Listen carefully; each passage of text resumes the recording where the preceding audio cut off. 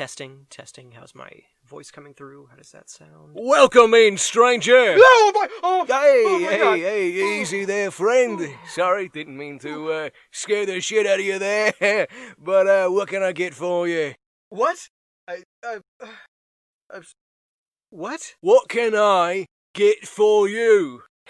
You step into my bar, then you can expect a drink. Your bar? This is my closet. The closet in my apartment. So you're gonna make old Francis guess what you want, eh? Well, I can do that. Let's see. Judging by your explosive personality, you're a little quick on the trigger. You need whiskey.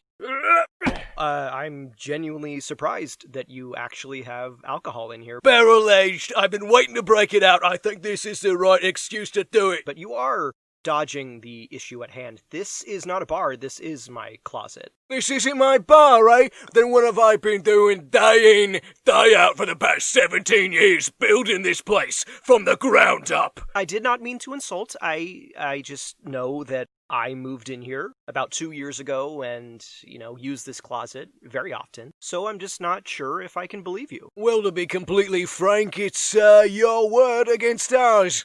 Ain't it, boys? Yeah, that's right. It's our word. There's other people in here. How did you fit so many stools in here? Normally, I'm the one who asks the questions around here, but let's start over. Let's go back to square one. We reintroduce ourselves, we share a drink, and we have ourselves a friendly conversation, eh? Well, I am always on the lookout for new guests for my show. So yeah, I guess I can agree to those terms. Do you mind if I record this? Record? I'm not exactly sure what you mean there, stranger. Don't worry about it. Don't worry about what? Can you just be quiet for a second? And why should I do that? You're talking over the intro. It doesn't really matter, it's over now. Anyway. You're a real strange one, but I like it. Let's just do basic introductions. My name is Alec, and you are... The name is Francis. Okay, I heard that one. How you doing it? So you did hear that... No. You're gonna lose the focus. Don't lose focus. I get a lot of weird characters that come through my doors, but so far, buddy, you're my favorite. Once again, I have to wonder how exactly you've been operating this bar in my closet without me noticing whatsoever. Well, that's because you are too busy taking care of business. Let's just put it this way, I would not want to find myself in a dark alley with you. Once again, you are dodging the real question. So what was it? Military? Special ops? Would you have to kill me if you told me? I am 140 pounds, maybe, soaking wet. I don't know where you're getting this from. It's not the size of the dog in the fight, it's the size of the fight in the dog, am I right? Oh, you know it. I promise you, I am not... Hey, no need for false modesty here. I have the feeling that regardless of what I say, you're just gonna continue. I can read you like an open book. You enlisted young, you were bright-eyed, courageous, full of heart. Above all, you wanted to fight for country and for kin to protect the innocent. But that's the problem. You weren't fighting for the innocent. In fact, you were just another cog in the war machine, doing the exact thing that you swore to take opposition to. You were tricked. But now, your eyes were open. You saw that these wars cannot bring about peace. These wars only further the pursuits of the greedy, of those that sought power no matter the cost of human life. You decided to leave the battlefield, to never touch another weapon again. You'd be branded a traitor, a deserter, but it didn't matter. You would not be used as a pawn. I mean, no. You settled down in a nice village out in the countryside. You met a girl. What was her name? Vanessa? No. Maria? No. Svetlana? Not at all. Yeah, there it is. You loved Svetlana. And she loved you. And that's all that mattered in this world to you. That's all you needed to make you satisfied, to make you a real man. That is, until one day, your old outfit came looking for you. They settled on the outskirts of town, demanded that the village give you up to them. You knew that these soldiers were ruthless, that they would take absolutely no prisoners. And these were just simple country folk, caught in the crossfire. They didn't know how to fight.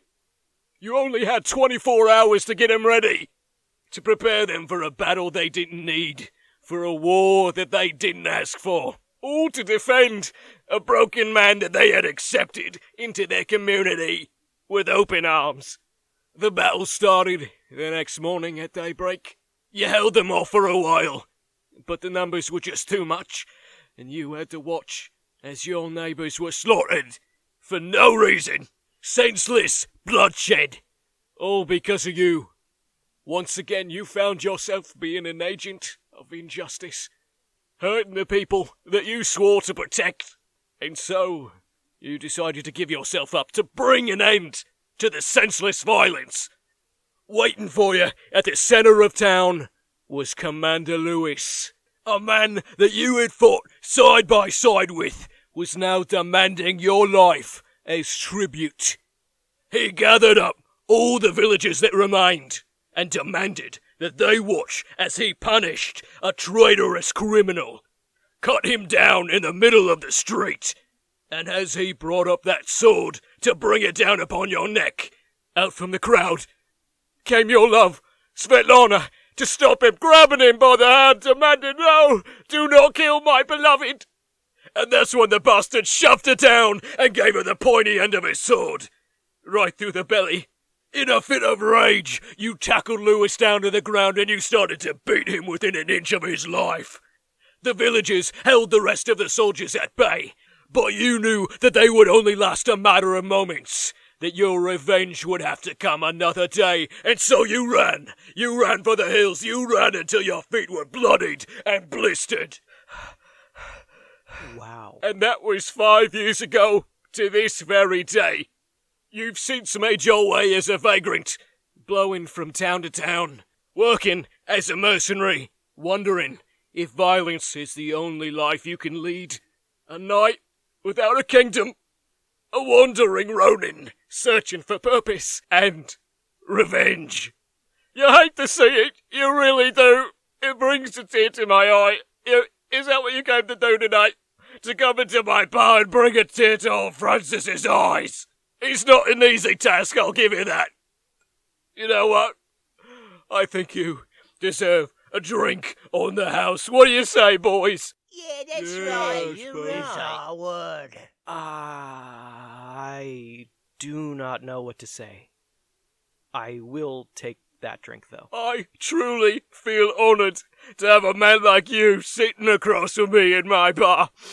I gotta ask, though, after all your travels, after all your time spent, what kind of wisdom have you learned? What kind of lessons can you impart to old Francis? Okay.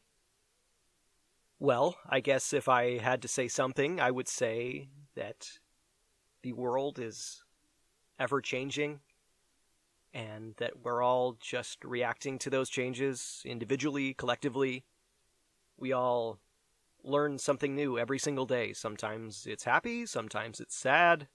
Most of the time it's somewhere in between there. Sometimes you reconnect with an old friend. Sometimes you receive a gift from a loved one or lose a loved one. Sometimes you find a bar in your closet. That was beautiful. Listen, stranger, I gotta admit, I haven't been exactly honest with you. A shocking revelation. This isn't my bar, alright? I snuck in last night when you were taking out the trash. I was hoping that if I set up shop and convinced you well enough that, you believed that I'd been here the whole time. But you're too good of a person, stranger, I couldn't trick you any further. What are you talking about? There's other people in this bar. I've heard them speak. Oh, they're not real. They're just a bunch of old mannequins that I stole from a rundown JCPenney. As for their voices, well, it's just my tape recorder, see? Yeah, that's Yeah, right. that's You're right. right. It's our word. Holy shit. I mean, in all fairness, that's more on me for not seeing that right away. Can you find it in that big old heart of yours to forgive me? Yes. Yes, I can forgive you. If you're truly just trying to run a bar out of my closet, then I'm not mad. You can stay if you want. All right. You really are the best of humanity, stranger. I will make you proud. You see, Francis has had some hard times himself. Truth be told, that story that I told you just a little bit earlier, that wasn't about you. It was about me. I was Svetlana.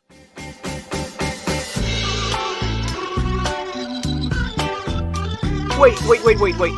So you're a woman named Svetlana, and you're dead? That's like a full another episode worth of material. Welcome in, stranger. What can I get for you? Fuck!